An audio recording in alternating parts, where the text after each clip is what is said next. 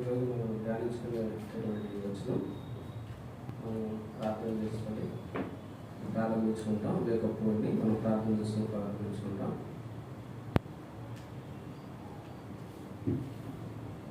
ప్రార్థన. ప్రేమ నమ్మకం మా ప్రియ పరలోక తండ్రి, కృపాకరం కలిగిన దేవా, మీ మహాప్రేమ స్తోత్రాలు. రాజు ప్రభుడు సర్వశక్తి కలిగిన దేవా, మీ స్తోత్రాలు. అన్ని నామముల కంటే ప్రేనామం కలిగిన దేవుడు, అద్వితీయ సత్యదేవ, మారని మార్చని దేవ, నిందాలు నిరంతరం ఒకటే రీతిగా ఉన్న దేవ, మీ స్తోత్రాలు ప్రభావ. నా తండ్రి మీ యొక్క సారికి సందులో చేరి మిమ్మల్ని స్థితించి కనపరుచుకునే గొప్ప ధన్యత భాగ్యం మీరు అనిపిస్తుంది. స్తోత్రాలు ప్రభా. నా తండ్రి మీ సన్నిధికి తోడుకుని వచ్చినందుకే మీ స్తోత్రాలు. నా ప్రభా, నా తండ్రి వేకపోవల్లో భాగంగా మేము ధ్యానించుకోబోతున్నటువంటి వచనం నిర్గమాకాండం 32వ అధ్యాయం 10వ వచనం ద్వారా ప్రభా మాతో మీరు మాట్లాడండి. ప్రభా నా తండ్రి, మీ కార్యం జరిగించమని కోరుకుంటున్నాం. మీ పరిశుద్ధాత్మతో నింపి బలపరుస్తారండి ప్రభా. వట్టివాడిని మట్టివాడిని నిష్ప్రయోజకులను ఎందుకు పనికిరాని వాడిని ప్రభా. మీరు నన్ను ప్రేమించి నా ప్రభా నా తండ్రి నా కొరకే కలవరి శిలువలో మీ రక్తాన్ని చిందించి మీ ప్రాణాన్ని బలిగా అర్పిస్తూ వచ్చారు. మీరు చిందించిన అమూల్యమైన రక్తంలో నా పాపాలన్నింటిని కూడా కడిగి పవిత్ర పరిశుద్ధి చేస్తూ వచ్చారు.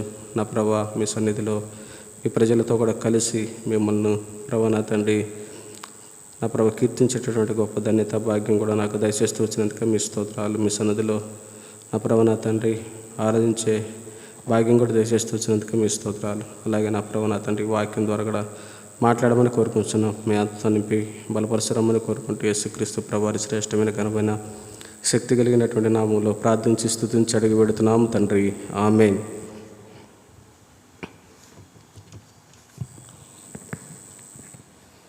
అందరికీ ప్రైజ్ ది లార్డ్. వేగపోవల్లో భాగంగా ఈ యొక్క ఉదయకాల సమయంలో మనం ధ్యానించుకునేటువంటి వచనం నిర్గమాకాండం 32వ అధ్యాయం 10వ వచనాన్ని మనం ధ్యానించుకుంటాం. నిర్గమాకాండం 32వ అధ్యాయం 10వ వచనం. కావున నీవు ఊరకుండుము, నా కోపము వారి మీద మండును, నేను వారిని కాల్చివేసి నిన్ను గొప్ప జనముగా చేసేదనని మోషేతో చెప్పగా. ఇక్కడ మనం చూసినట్లయితే నిన్ను గొప్ప జనముగా చేసేదనని మోషేతో చెప్పగా ఈ భాగాన్ని మనం ధ్యానించుకుంటాం. ఈ యొక్క అధ్యాయం మనం చూసినట్లయితే అందరికీ కూడా బాగా పరిచయమైనటువంటి అధ్యాయమే. ఇక్కడ చూసినట్లయితే మోషేతో దేవుడు చేస్తున్నటువంటి వాగ్దానం ఏంటంటే, నేను నిన్ను గొప్ప జనముగా చేసేదనని మోషేతో దేవుడు సెలవిస్తూ ఉన్నాడు. అయితే మోషే చూసినట్లయితే ఇక్కడ తాను స్వార్థపరుడుగా కనపడట్లేదు. ఎందుకంటే నేను నిన్ను గొప్ప జనముగా చేస్తానని దేవుడు ఆ మాట ఆ వాగ్దానం చేసినప్పుడు ఎవరైనా కానీ సంతోషిస్తారు. కానీ ఇక్కడ చూసినట్లయితే ఇక్కడ దేవుడు మోషేతో సెలవిస్తున్నటువంటి ఆ మాటకు మోషే ఏమంటున్నాడంటే, అక్కడ ఉన్నటువంటి ఇశ్రాయేల్ ప్రజలు వారి యొక్క నాశనాన్ని ఇక్కడ కోరుకోవట్లేదు, కానీ వారి నిమిత్తమై వారికి ప్రాయశ్చిత్తం అంటే వారిపైన దేవుని యొక్క ఉగ్రత, వారి యొక్క దేవుడు తన ప్రజలపై ఉన్నటువంటి యొక్క ఇశ్రాయేల్ ప్రజలు వారు చేసిన పాపాన్ని బట్టి వారిపై రావాల్సినటువంటి యొక్క ఉగ్రత నుంచి వారిని తప్పించడానికి మోషే ఇక్కడ దేవుని దగ్గర విజ్ఞాపన చేసేటువంటి వాడిగా మనం యొక్క తర్వాత వచ్చిన మనం చూడవచ్చు. కానీ ఇక్కడ మోషేకి దేవుడు నిన్ను గొప్ప జనంగా చేస్తా అని చెప్పాడు. అయితే ఇక్కడ చూసినట్లయితే ఎందుకు దేవుడు అలా చెప్తూ వచ్చాడంటే, ఇక్కడ ఇశ్రాయేల్ ప్రజలు ఏం చేస్తూ వచ్చారంటే దేవుని దృష్టికి పాపం చేస్తూ వచ్చారు. ఏదైతే దేవుడు వారికి ధర్మశాస్త్రం ఇచ్చి ఆ ధర్మశాస్త్రంలో ఉన్నటువంటి మొదటి రెండు ఆజ్ఞలు ఏదైతే ఉన్నాయో ఆ రెండు ఆజ్ఞలను ఇశ్రాయేల్ ప్రజలు చాలా తొందరగానే ఏం చేశారంటే వాళ్ళు విడిచిపెట్టేశారు, మర్చిపోతూ వచ్చారు. మనం చూసినట్లయితే ఇక్కడ మోషే యొక్క సీనాయి కొండ మీద 40 పగళ్ళు 40 రాత్రులు దేవునితో కూడా గడిపిన తర్వాత ఇక్కడ ఇశ్రాయేల్ ప్రజలు ఆ 40 దినాలు ఇశ్రాయేల్ మధ్యలో మోషే లేడు. అయితే 39 రోజుల వరకు కూడా అక్కడ ఇశ్రాయేల్ ప్రజలు ఏమీ అనుకోలేదు. కానీ ఇంకొక రోజు మిగిలి ఉండగా ఏం చేశారంటే ఇశ్రాయేల్ ప్రజలు అప్పటి వరకు మోషే నాయకుడి కొరకు ఎదురు చూస్తూ ఉన్నారు, కానీ ఒక్కరోజు ఓపిక పట్టలేకపోయారు. ఓపిక పట్టలేక ఏం చేస్తూ వచ్చారు, ఆ మోషే అనేవాడు ఏమాయినో కాబట్టి మా కొరకు నువ్వేం చేయాలా, ఒక దూడను తయారు చేస్తే మేము దాన్ని పూజిస్తామని చెప్పేసి అహరోన్ దగ్గరికి వచ్చి వాళ్ళు ఏం చేస్తున్నారు, అహరోన్ని అడుగుతూ వచ్చాడు. అహరోను కూడా వెంటనే ఏం చేశాడండి, వారు చెప్పినటువంటి ఆ మాటకి లోబడిపోయాడు. వాళ్ళు ఏదైతే పాపం చేయాలనుకుంటున్నారో, వాళ్ళు ఏదైతే దేవుణ్ణి విడిచిపెట్టేశారో, వాళ్ళు దేవుడు వారికి ఇచ్చినటువంటి వాగ్దానం ఏంది, మొట్టమొదటి వాగ్దానం ఏం చేశాడు, ఆజ్ఞ, వాళ్ళకి దేవుడు ఇచ్చినటువంటి ఆజ్ఞ, నేను తప్ప వేరొక దేవుడు నీకు ఉండకూడదంటే, ఇప్పుడు వాళ్ళు ఏం చేస్తున్నారండి, ఏ దేవుడైతే తన బాహుబలం చేత ఐగుప్తులో నుండి ఇశ్రాయేలు ప్రజల్ని ఆ యొక్క శత్రువుల చేతుల నుంచి బయటికి విడిపిస్తూ వచ్చాడు, విమోచిస్తూ వచ్చాడో, ఆ దేవుని యొక్క శక్తిని, ఆ దేవుడు వారి మధ్యలో చేసిన అద్భుత కార్యాలు, ఆశ్చర్యకార్యాలు ఇక్కడ చూసినట్లయితే ఇశ్రాయేలు ప్రజలందరూ కూడా మర్చిపోయారు. మనం చూసినట్లయితే ఇశ్రాయేలు ఇక్కడ ఏం చేస్తున్నారు, ఆ మోషే అనేవాడు, ఆ నాయకుడు ఏమైపోయాడో మాకు తెలియదు, కానీ మా కొరకు మీరు ఒక దూడను తయారు చేస్తే మేము దాన్నే పూజిస్తామని చెప్పేసి ఇక్కడ ఆ యొక్క మొదటి ఆజ్ఞని తృణీకరించి వారి కొరకు ఒక దూడని తయారు చేసుకుంటూ వచ్చారు.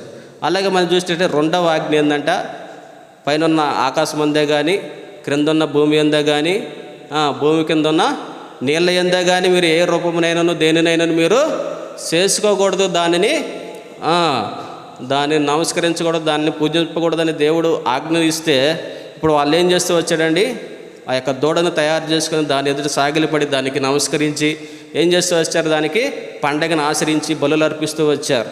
దేవునికి ఎంతో కోపం. అసలు విగ్రహారాధన అంటేనే దేవునికి అసలు ఇష్టం అనేది ఉండదు. అంటే విగ్రహారాధన అనగానే దేవునికి కోపం వచ్చేదిగా ఉందన్నమాట. ఇక్కడ ఇశ్రాయేల్ ప్రజలు ఏదైతే దేవుడికి ఇష్టం లేదో ఇప్పుడు దాన్ని చేయడానికి వీళ్ళు పూనుకున్నారు, చేశారు.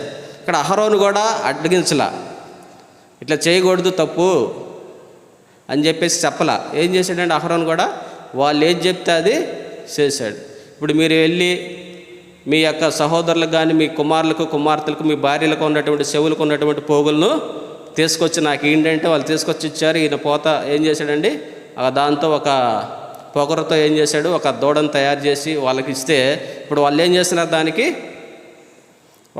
ఏం చేశారండి, నమస్కరిస్తూ వచ్చారు. మనం చూసినట్లయితే ఇక్కడ దానికి పూజలు చేస్తూ వచ్చారు, దానికి సాగిలపడి నమస్కరిస్తున్నారు, దానికి బలులు అర్పిస్తున్నారు, దానికి పండగ ఆచరిస్తున్నారు. ఇంకా చూస్తే దాని ముందు తినుసు త్రాగుసు ఆడుటకు లెగుస్తూ వచ్చారు. ఈ సన్నివేశం అంతా కూడా దేవుడు చూస్తున్నాడు.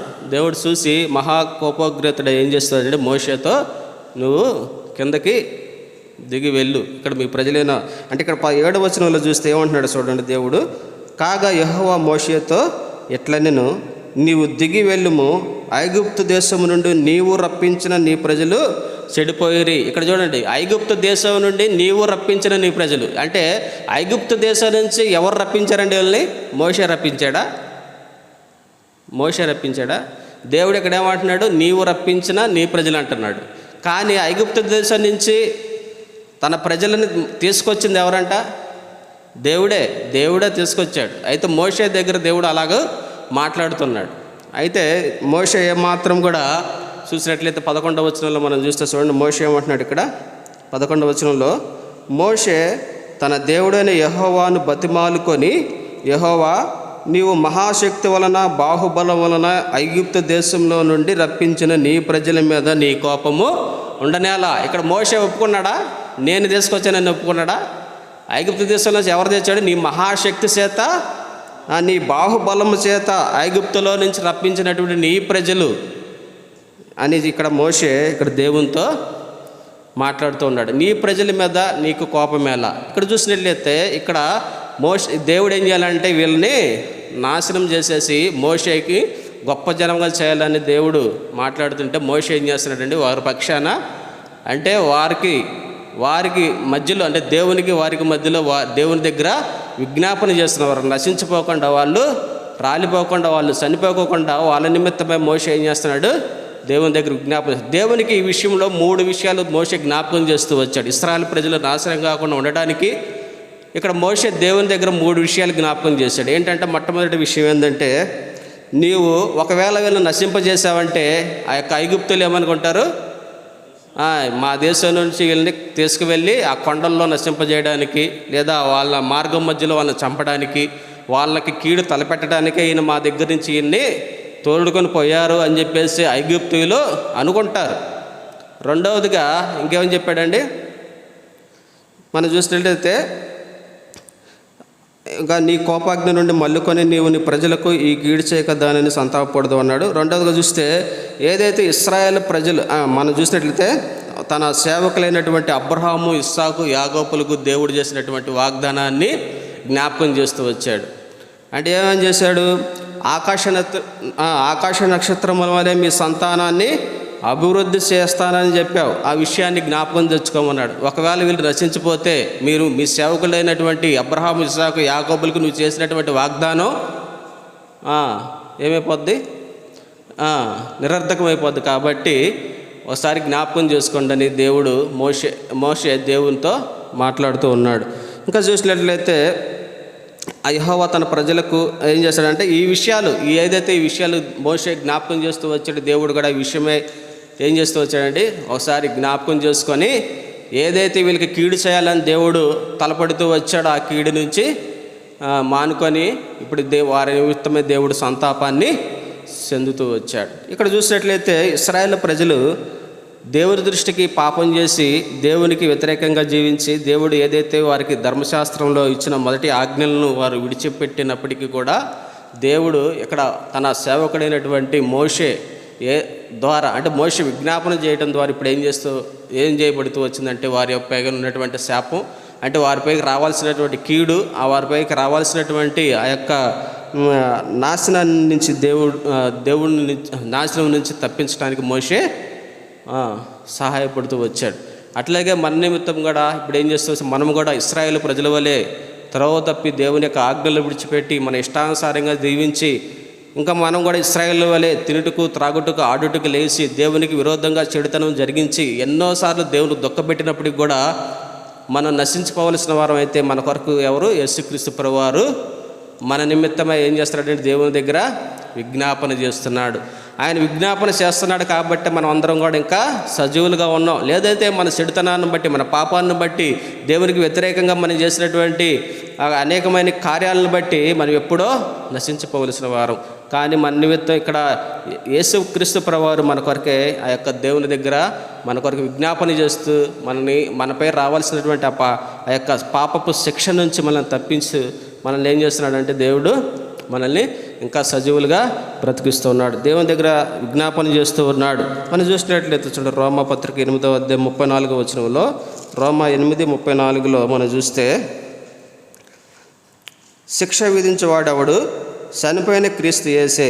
అంతేకాదు మృతుల్లో నుండి లేచిన వాడును దేవుని కుడి పార్శ్వమున ఉన్నవాడును మన కొరకు విజ్ఞాపనమును కూడా చేయవాడును ఆయనే. మన కొరకు విజ్ఞాపనం చేయవాడు ఎవరండి?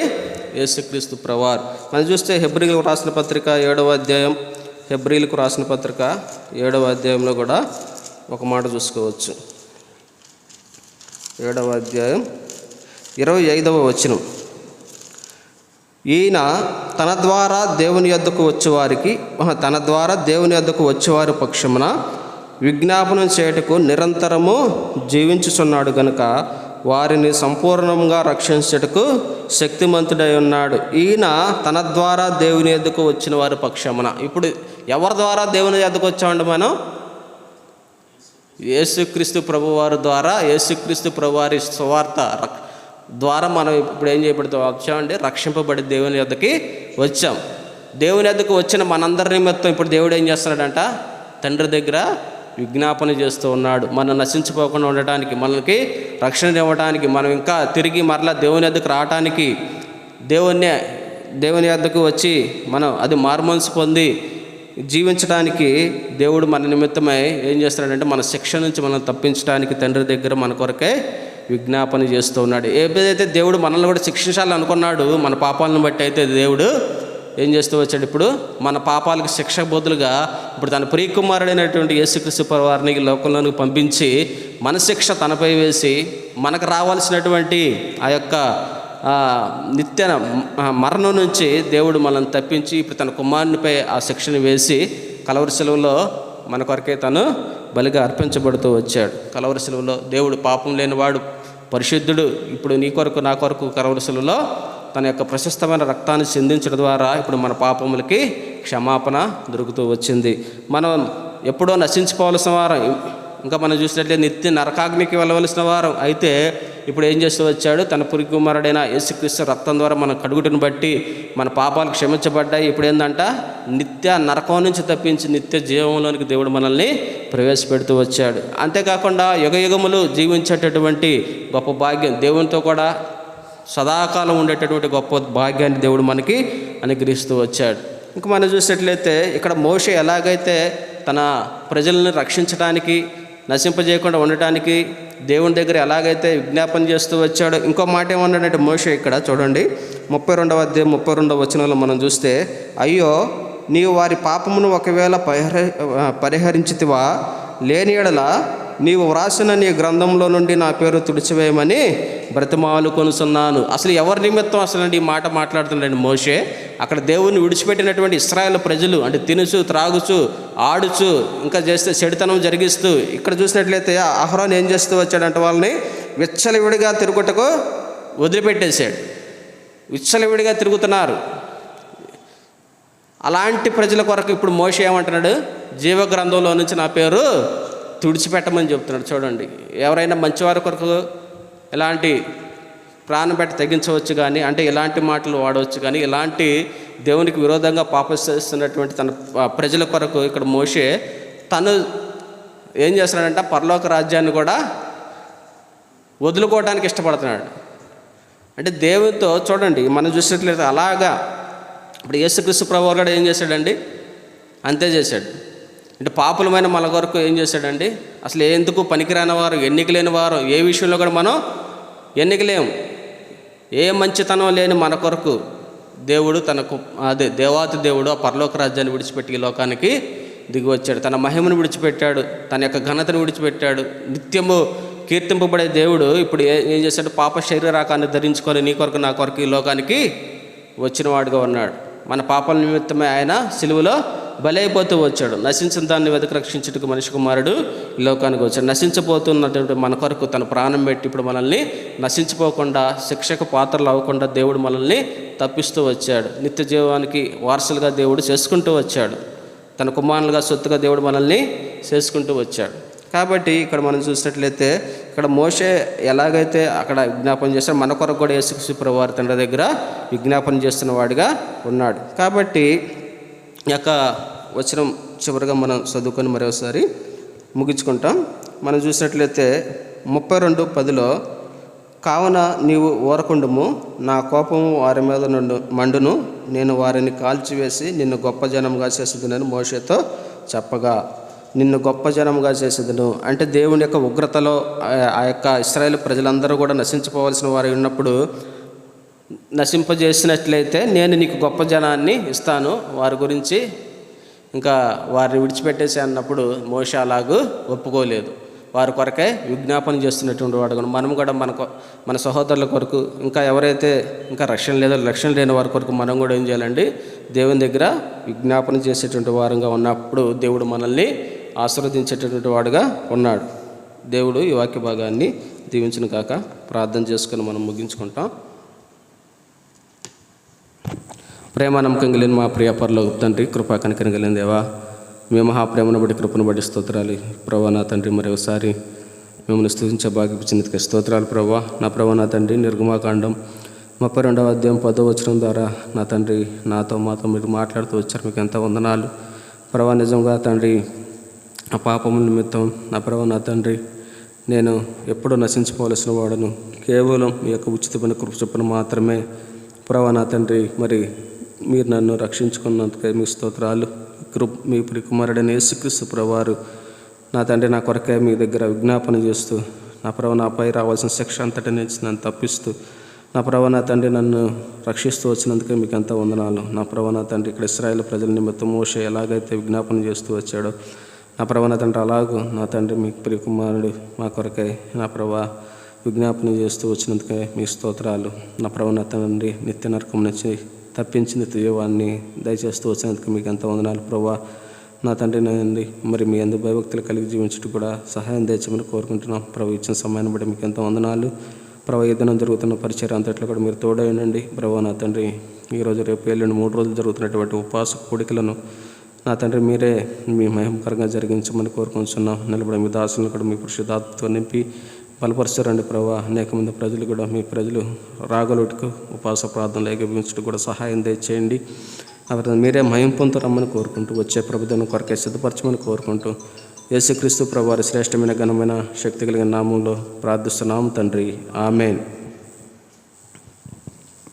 అందరికీ వందనాలు.